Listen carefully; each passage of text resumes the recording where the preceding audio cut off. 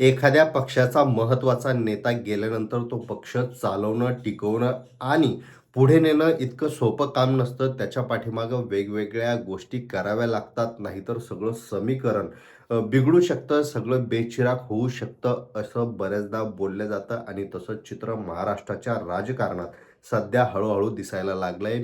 अर्थात मी बोलतोय अजितदादा पवार यांच्या राष्ट्रवादीबद्दल. कारण अजितदादा गेल्यानंतर या सगळ्या पक्षाचं नेमकं काय होणार हा सगळ्यात मोठा आणि महत्त्वाचा प्रश्न गेल्या कित्येक दिवसांपासून चघळला जातोय. अर्थात वेगवेगळे तर्क त्यामध्ये आलेच, पण आता ज्या काही घडामोडी होत आहेत, त्या घडामोडी वरवर दिसतायत तितक्या सहज आणि सरळ आणि सोप्या नाहीयेत. त्याच्या पाठीमागं वेगळे डाव असू शकतात.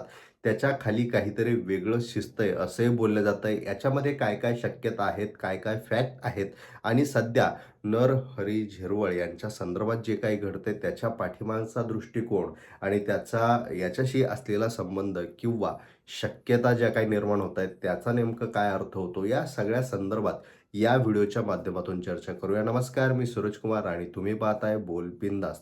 अर्थात अजूनही आपल्या चॅनलला तुम्ही सबस्क्राईब केलं नसेल तर लगेच सबस्क्राईब करा. आता राष्ट्रवादीचं पुढे काय होणार हा प्रश्न तेव्हा सगळ्यांनाच पडलेला होता. अर्थात नंतर समीकरणं बदलत गेली. तिसऱ्या-चौथ्या दिवशीच एक जे काही चित्र आहे ते क्लिअर झालं. पण तरीही हे सगळं इतक्या सोप्या पद्धतीनं पुढं जाईल असं कोणीही विचार केला नव्हता किंवा सगळ्यांनाच माहिती होतं की पुढे बऱ्याच गोष्टी वेगळ्या ठरू शकतात. मुख्य म्हणजे रोहित पवारांनी जेव्हा पत्रकार परिषद घेतली, एक पी-पी-टी सादर केली आणि त्या पी-पी-टीमध्ये त्यांनी जे काही प्रश्न निर्माण केले, उपस्थित केले, त्यानंतर सगळं चित्र बदलायला लागलं. त्याच्यानंतर हळू एक-एक जण पुढे यायला लागला. वेगवेगळे धागेदोरे त्या सगळ्या घटनेसोबत जोडायला लागला. नेमकी कोणाची फाईल लेट झाली होती, त्या कोणाच्या फाईलवर सही करण्यासाठी अजितदादा थांबले होते. अजितदादा निघालेच होते. पण कोणाचा फोन आल्यामुळे ते थांबले. अशा सगळ्या शक्यता सुरू झाल्या आणि ज्यांच्यावर सगळ्यात जास्त महाराष्ट्राचा रोष सध्या या पक्षाच्या बाबतीत बोलायचं झालं तर ज्यांच्यावर सगळ्यात जास्त रोष आहे ते म्हणजे पटेल आणि तटकरे. आता यांच्या दोन्ही चेहऱ्यांकडे पाहण्याचा दृष्टिकोन महाराष्ट्रातल्या जनतेचा हळू बदलायला लागला. अशामध्येच जर आपण भूतकाळात काही गोष्टी पाहिल्या तर राजीनाम्याची बी एक प्रथा म्हणा किंवा काय म्हणता येईल त्याला, ती एक गोष्ट अजितदादा पवार यांच्या पक्षाशी जोडलेली राहिली गेल्या 2 वर्षाचा जरी आपण विचार केला त्यामध्ये.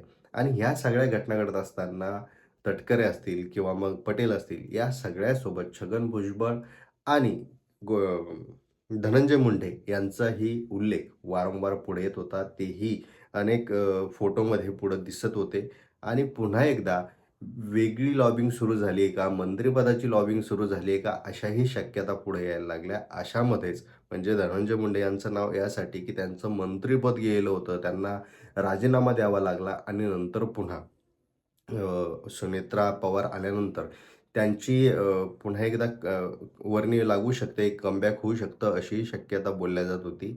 या सगळ्यामध्ये जर आपल्याला एक गोष्ट लक्षात जर आपण घेतली तर धनंजय मुंडे यांना राजीनामा द्यावा लागला होता. त्यानंतर कोकाटे यांचंही आपण उदाहरण त्यांचं घेऊ शकतो. अशामध्येच आता नरहरी झिरवळ यांच्या संदर्भात जे काही प्रकरण समोर आलंय म्हणजे अ, महाराष्ट्राचं जे काही सगळं कामकाज महत्त्वाचं चालतं किंवा जिथून महाराष्ट्र चालतो असंही म्हटलं जाऊ शकतं, ते मंत्रालय. मंत्रालयात जे यांचे विभाग आहे, यांच्या विभागामधल्याच एका कर्मचाऱ्याला लाच घेताना ₹35,000 ची लाच घेताना पकडण्यात आलं. पकडण्यात आल्यानंतर त्याने जी काही चौकशीमध्ये माहिती दिली, त्याचे धागेदोरे हे दुसऱ्या पातळीवर जाऊन पोहोचत आहे आणि यामध्ये साहजिकच झिरवळ यांचा हस्तक्षेप असू शकतो किंवा किमान त्यांना हे माहिती असू शकतं, असं बोललं जातंय. अर्थात झिरवळ हे सगळं मला माहिती नाही, चौकशी व्हावी, यामध्ये मी दोषी आढळलो तर राजीनामा द्यायला तयार आहे वगैरे ते बोलले. पण तुमच्या विभागात इतक्या मोठ्या गोष्टी जर होत असतील, म्हणजे एक दुसरी माहिती अशी आली, की त्यांच्या विभागामध्ये एक कार्ड आलंय, कोणत्या कामासाठी काय-काय, कशी-कशी प्रोसेस चालते. आता अर्थातच हे सगळं घडत असताना झिरवळ यांना हे माहिती नाही, हे पचवणं थोडंसं अवघड असलं, तरीही हे नेमकं प्रकरण झिरवळांच्या बाबतीतच पुढं का आलं आणि आत्ताच का पुढं आलं, हा सगळ्यात महत्त्वाचा प्रश्न विरोधी बाकावरच्या अ, नेत्यांनी उपस्थित केला आहे. महत्त्वाचा मुद्दा म्हणजे आदिवासी समाजातून ते आले म्हणून त्यांना टार्गेट केलं जातंय, असं बोललं जातंय. पण या सगळ्यांमध्ये तिसरा एक अँगल आहे, तो अत्यंत महत्त्वाचा वाटतो, की झिरवळ यांनी विलिनीकरणाच्या संदर्भात आपली भूमिका पहिल्यांदा सर्वप्रथम मांडली होती अजितदादा गेल्यानंतर आणि ती विलिनीकरणाची भूमिका मांडल्यानंतरच वेगवेगळ्या चर्चांना उधाण आलं आणि विलिनीकरणाची चर्चा जी आहे, ती पुन्हा एकदा पेट घेत गेली. आता या सगळ्यामध्ये विलिनीकरणाच्या संदर्भात जर विचार करायचा झाला, तर याचा फटका म्हणजे जर शरद पवार सोबत आले, विलिनीकरण झालं आणि ते जर भाजप सोबत गेले नाही, तर त्याचा सगळ्यात मोठा फटका हा भारतीय जनता पक्षाला बसेल. कारण आज एकनाथ शिंदे यांच्यासोबत त्यांचे फार काही सूर जमत नाहीये, जुळत नाहीये. अर्थात एकनाथ शिंदे यांची पॉवर कमी करण्यासाठीच राष्ट्रवादीला आणण्यात आलं होतं आणि अशामध्ये आता हे सगळं एकनाथ शिंदेना कळून चुकलंय.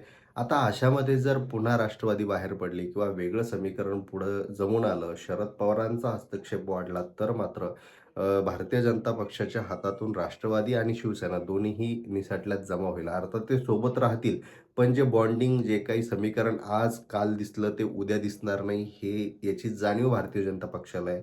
म्हणून कदाचित जे या संदर्भात वेगवेगळ्या भूमिका मांडतील, त्यांना कुठेतरी एक सूचना अशा माध्यमातून दिली जाते असंही बोललं जातंय. कारण अमोल मिटकर यांचं जर आपण वक्तव्य पाहिलं तर त्यांचाही अशा दृष्टिकोनाचाच विचार दिसतोय. कारण तेही मोठ्या प्रमाणात अनेक प्रश्न विचारताय. आता अशा वेळी हे प्रकरण समोर आलंय आणि हे प्रकरण आता किती पेट घेत आहे कारण झिरवळ जे आहेत ते आता नॉट रिचेबल आहेत आणि नॉट रिचेबल असल्यामुळं म्हणजे महाराष्ट्रात एखादा नेता नॉट रिचेबल असला तर नेमकं काय घडतं, काय घडू शकतं याचं सगळ्या महाराष्ट्राला गणित माहिती आहे. त्यामुळं आता वेगवेगळ्या शक्यता पुढे येत आहेत. पण झिरवळ यांच्या संदर्भात जी काही बातमी समोर आली किंवा जे काही प्रकरण समोर आलं त्याच्या पाठीमागं काहीतरी गेम वाटतोय का, की योगायोगाने ही गोष्ट घडली आहे. या घटनेकडे तुम्ही या दोन्हीपैकी कोणत्या दृष्टिकोनातून पाहता किंवा कोणत्या तिसऱ्या अँगलनं पाहता ते आम्हाला कॉमेंट करून नक्की सांगा. धन्यवाद.